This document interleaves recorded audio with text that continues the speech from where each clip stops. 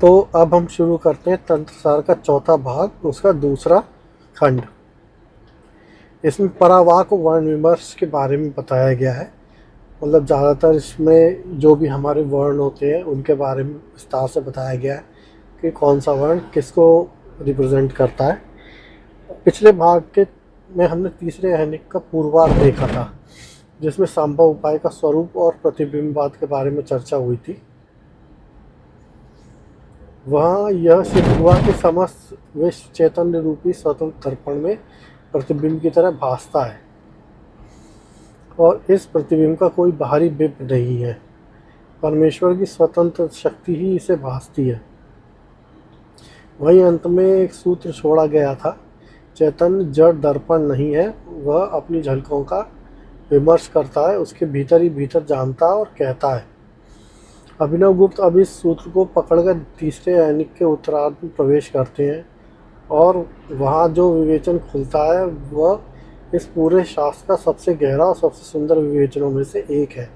विश्व का वर्णों के रूप में, यानी क ख ग घ जो वर्ण होते हैं उनके रूप में और ध्वनि शक्तियों के रूप में दर्शन। इसे समझने के लिए पहले वाक को समझना बहुत ज़रूरी है। वाक का अर्थ होता है वाणी, किंतु अभिनव की दृष्टि में वाणी केवल मुख से निकलने वाली आवाज़ नहीं। ध्यान से देखिए कि जब चेतन अपने भीतर झलकते किसी प्रतिबिंब को जानता है तो वह जानना कैसा होता है। वह एक प्रकार का भीतरी कहना है, यह है, ऐसा है, वैसा है, यह मैं हूँ। तो इस बिना इस भीतरी कहे पूरा जानना नहीं होता है। तो विमर्श का यही स्वभाव, जो अंतर्करण में बातचीत चलती है, उसका स्वभाव वह बोध की अपनी झनकार है और बोध का अपने आप में बोलना है। इसी को शास्त्र वाक कहते हैं। और इसका जो परम स्तर है, जहाँ अभी कोई भाषा नहीं बनी है, जहाँ ना कोई शब्द फूटा है, कोई क्रम नहीं आया है, केवल चैतन्य का ही अखंड स्व विमर्श स्पंदित है, उसे कहते हैं परावाक। परावाक का अर्थ सर्वोच्च, सबसे परे। यह वाणी की वह भूमि है जो सब भाषाओं से पहले है और सब भाषाओं की जननी है। हमारे बोलने सुनने की स्थूल वाणी इसी परावाणी का अंतिम भारी छोर है। बीच की सीढ़ियों का विवेचन अपने प्रसंग में आएगा, जहाँ इतना समझना पर्याप्त है कि शब्द और अर्थ दोनों की जड़ इसी पराभूमि में है। शास्त्र की भाषा में अर्थ को वाच्य कहते हैं, अर्थात जो कहा जाए वाणी का विषय, और शब्द को वाचक कहते हैं, अर्थात जो कहे यानी कि कहने वाला। वाच्य और वाचक का पदार्थ और शब्द दोनों का पूरा जोड़ा परावाक के एक रस होकर बैठा हुआ है। अब अभिनव गुप्त कहते हैं इस परावाणी का, इस परम विमर्श का अपना एक भीतरी क्रम है और वह क्रम वर्णों के रूप में प्रकट होता है। वर्ण का सामान्य अर्थ है अक्षर या ध्वनि की मूल इकाई, जैसे कि अ, क, ख, ये वर्ण है। किंतु यहाँ दार्शनिक अर्थ बहुत ऊंचा है। अभिनव गुप्त की दृष्टि में वर्ण केवल लिखने या बोलने वाले अक्षर नहीं है, वे परम चैतन्य के विमर्श के मूल भंगिमाएं हैं। बोध के वे आदि स्पंद हैं जिनसे होकर वह अपने भीतर विश्व को कहता है। जैसे किसी संगीत की स्वरलिपि केवल कागज पर बने चिन्ह नहीं, बसती हुई संगीत की आत्मा होती है, वैसे ही वर्णमाला केवल लिपि नहीं, सृष्टि के प्रकट होने और की आंतरिक स्वरलिपि है। इसलिए इस वर्ण समूह को शास्त्र मातृका कहते हैं। मातृका का शाब्दिक अर्थ है छोटी माता, यानी कि माता का रूप। दार्शनिक अर्थ है समस्त शब्दों और शब्दों के द्वारा समस्त ज्ञानों की जननी। हमारा हर विचार, हर निश्चय, हर विकल्प शब्दों से बुना होता है और शब्द वर्णों से बने हैं। अतः वर्णों की यह माता ही पहचानी ना जाए तो बंधन के सारे जाल बुनती है और पहचान ली जाए तो मुक्ति का द्वार खोल देती है। इसी अर्थ में परंपरा उसे अज्ञात माता कहती है, जो जानी ना गई हो तब तक बांधने वाली माँ। अब उस भीतरी क्रम को देखें जहाँ अभिनवगुप्त वर्ण दर वर्ण खोलते हैं। पहले स्वर आते हैं अ से लेकर आहा तक, इनके बीच के सारे 16 स्वर। स्वरों की ये पूरी यात्रा शिव की अंतर यात्रा है। इसमें अभी विष बाहर नहीं आया, परम तत्व अपने ही भीतर अपनी शक्तियों का स्वाद ले रहा है। पहला वर्ण है अ, यह अनुत्तर का वर्ण है। अनुत्तर का अर्थ हम पहले भी बात कर चुके हैं, वह परम तत्व जिसके ऊपर कुछ नहीं है। अ की महिमा देखिए, वह वर्णमाला का पहला वर्ण तो है, वह हर वर्ण के भीतर भी बैठा हुआ प्राण है। क कहिए, ख कहिए, हर व्यंजन के उच्चारण में अ अनुस्यूत है, उसके बिना कोई ध्वनि खड़ी नहीं रहती। जैसे हर वस्तु में चेतन अनुस्यूत है, वैसे ही हर वर्ण में अ, इसलिए अ अनुत्तर है, सब ध्वनियों का अजन्मा आधार। दूसरा वर्ण है आ, यह आनंद का वर्ण है। जब अनुत्तर अपनी ही पूर्णता का रस लेता है, अपने में विश्राम की लहर उठती है, तो अ मानो फैलकर आ हो जाता है। वही आनंद शक्ति है जिसे हमने दूसरे भाग में देखा था, अपने आप में पूर्ण तृप्ति। फिर आते हैं ई और बड़ी ई। इच्छा का वर्ण है, विश्व को प्रकट करने वाली पहली उन्मुखता, वह कोमल पहला संकल्प है। और बड़ी ई ईशान का वर्ण है। ईशान का अर्थ है स्वामित्व और प्रभुता। जब वही इच्छा अपने विषय को पूरी प्रभुता के साथ स्थिर हो जाती है, उन्मुखता जब सामर्थ्य में भर जाती है, तो ई का प्रकर्ष बड़ी ई है। इसके बाद ऊ और ऊ, यानी कि ऊ और बड़ा ऊ। ऊ उन्मेष का वर्ण है। उन्मेष का शाब्दिक अर्थ है आँख का खुलना और कली का खिलना। दार्शनिक अर्थ उन्मेष ज्ञान शक्ति का उदय है। इच्छित विश्व की भीतर ही भीतर झांक उठना, वैसे जैसे कि बीज के भीतर पूरा वृक्ष झांकता है। और ऊ उन्नता का वर्ण है। उन्नता का अर्थ है कमी, न्यूनता। यह शब्द चौंकाता है। पूर्ण तत्व में कमी कैसी? अभिनवगुप्त का आशय सूक्ष्म है। वह प्रकट होने वाला विश्व भीतर उभर रहा होता है, तो पूर्णता ने मानो झुकाव आता है। बोध विश्व की ओर नत होता है, और यही झुकाव, यही आगे की बढ़ती हुई उत्सुकता यानी कि उन्नता है।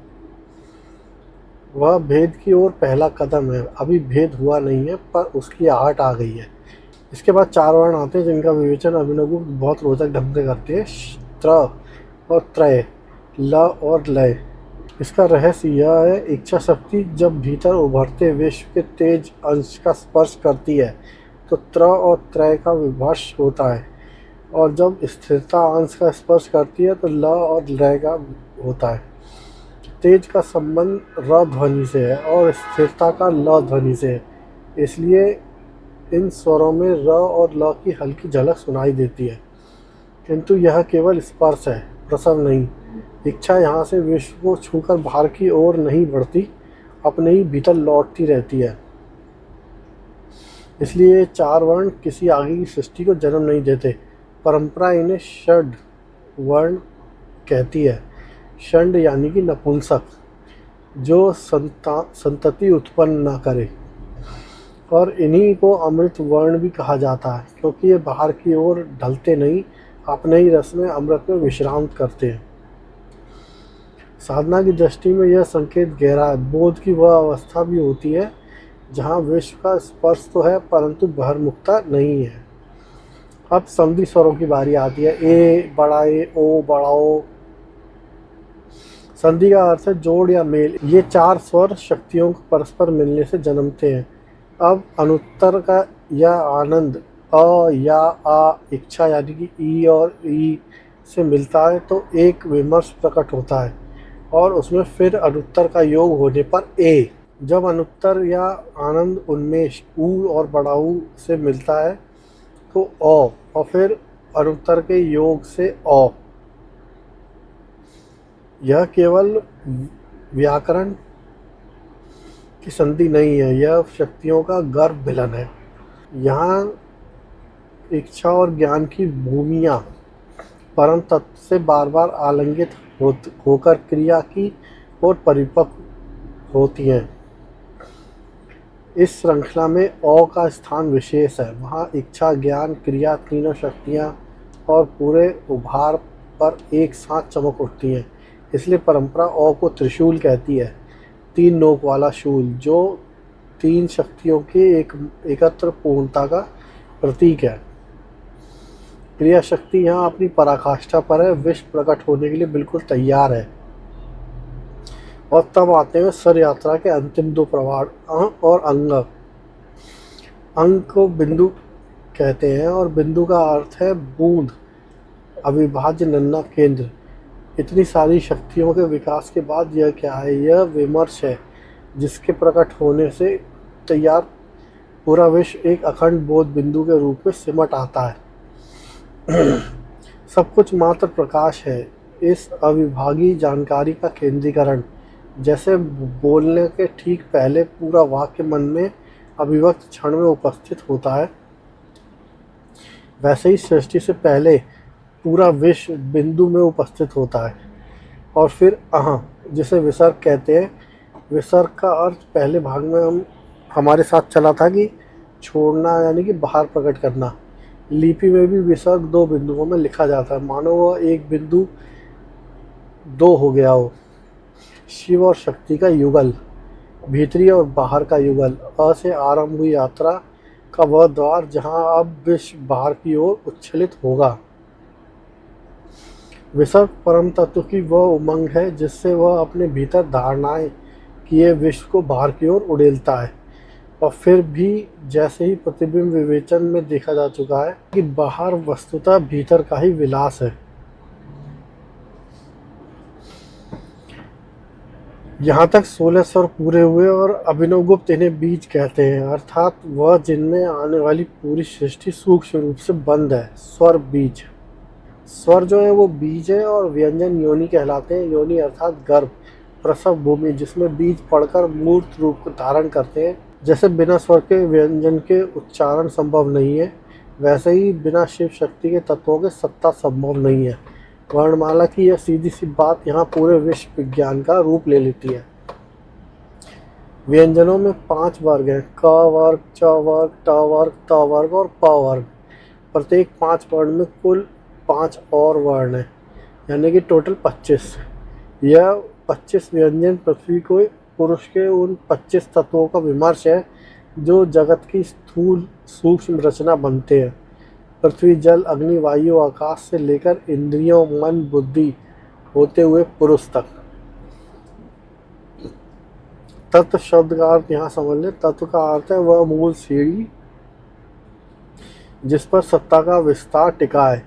इन 36 तत्वों का पूर्ण क्रमबद्ध विवेचन आगे के अनेकों में अपने स्थान पर होगा, वहीं इनका विस्तार करेंगे। उसके बाद 4 अंतस्थ वर्ण आते हैं, य, र, ल, व। अंत का अर्थ है भीतर की ओर ठहरे हुए। ये उन तत्व स्तरों का विमर्श है जो पुरुष भीतर से घेरे रहते हैं। माया और उनके कंचुक, अर्थात वह आवरण जो असीम को सीमित जीव बनाते हैं। इनका विस्तृत परिचय भी तत्व क्रम में आएगा आगे। फिर 4 ऊष्म वर्ण, यानी कि श, स, स और ह। ऊष्म का अर्थ है ऊष्मा वाले, यानी सांस की गर्मी से बोले जाने वाले। यह शुद्ध तत्वों के शुद्ध विद्या, ईश्वर, सदाशिव और शक्ति के विमर्श हैं, जहाँ भेद रहते हुए भी अभेद भी प्रधान रहता है। और अंत में छ, जो क और स के संयोग से बना कूट वर्ण है, वर्णमाला की समाप्ति और संपुष्ट। इस प्रकार स्वर और व्यंजन मिलकर वर्णों की पूरी माला बनाते हैं, जिसमें अ से छ तक समस्त सृष्टि शिव से पृथ्वी तक विमर्श के क्रम में गुथी हुई है। और अब अग्निगुप्त इस पूरे विवेचन को मुकुट रखते हैं। अहम का रहस्य। संस्कृत में अहम शब्द का अर्थ है मैं। देखिए यह शब्द कैसे बनता है। अ जो वर्णमाला का पहला वर्ण है और अनुत्तर शिव ह जो व्यंजनों का अंतिम वर्ण है। शक्ति और विसर्ग की भूमि और म से जो बिंदु है, यानी कि अभिभागी बोध। अ से ह तक का अर्थ है पहले वर्ण से अंतिम वर्ण तक, अर्थात संपूर्ण वर्णमाला, अर्थात संपूर्ण विश्व विमर्श और सब बिंदु में सिमटकर एक अखंड सकृति जो बन जाता है, यानी कि अहम, मैं। यही परम तत्व का महाविमर्श है।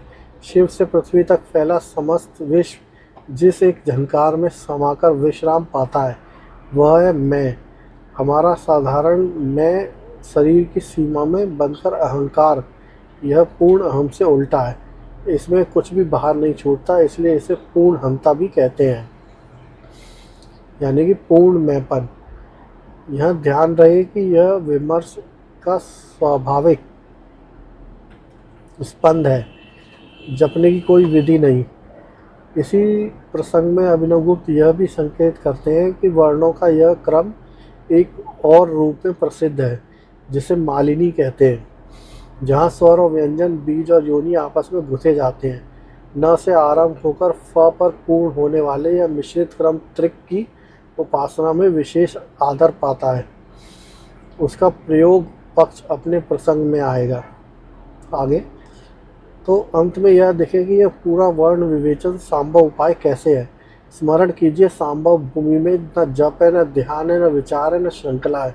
तो साधक इन विवेचनों का करे क्या। अभिनव गुप्त का आशय यह है कि जिस साधक के भीतर यह दृष्टि निर्विकल्प रूप से बैठ जाती है, उसके लिए अब अनुभव का पूरा रंग बदल जाता है। अब जो भी कान में पड़े, कोई बोले या कोई गाए या कोई रोए, वह सब उसे अपने चेतन के वर्ण विमर्श के तरंग के रूप में भासता है, और जो भी अर्थ, जो भी पदार्थ सामने आए, वो उसी विमर्श के झलकते प्रतिबिंब के रूप में दिखता है। वाच्य और वाचक यानी कि पदार्थ और शब्द, दोनों धाराएं उसे अपने ही अहम में उठती गिरती दिखती हैं। ऐसा साधक बिना किसी विधि के सहज ही सतत परम विमर्श में स्थित रहता है, और यही उसका संभव समावेश है। अभिनव गुप्त इस ऐनिक का समापन इसी घोषणा के साथ करते हैं कि जो इस प्रकार समस्त वाच्यवाचक को अपने संदिग्ध स्वरूप में एक रस जानता है, वह साक्षात भैरव है, विश्व को अपने में भरने वाला परम तत्व, जिसका अर्थ पिछले भाग में देखा गया था। इसी के साथ ये भाग यहीं समाप्त करते हैं।